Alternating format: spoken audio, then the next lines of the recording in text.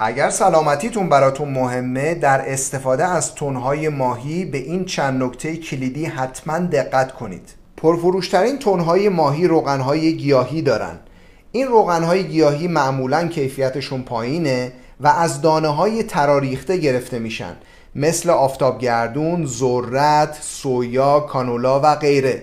ما میدونیم که این دانه‌های تراریخته باعث التهاب در بدن انسان میشن و همچنین میتونن دلیل ایجاد سرطان و انسداد عروق در بدن ما باشن.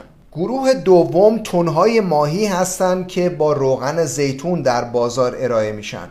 اینجا هم باید دقت بکنیم که معمولاً کیفیت این گونه روغن زیتون ها پایینه.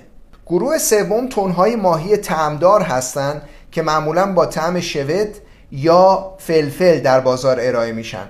اینجا باید در نظر بگیریم که روغنهای این تن ماهی ها هم از دانه های تراریخته گرفته میشن و خود سبزیجاتی هم که در این تن ماهی ها هستن کیفیتشون پایینه.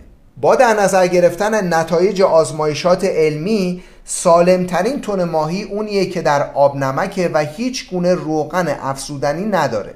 توصیه ما به شما اینه که هر گونه روغن، طعم یا ادویه‌ای رو که علاقه داریم با نظارت خودتون به این نوع تن ماهی ها اضافه کنید.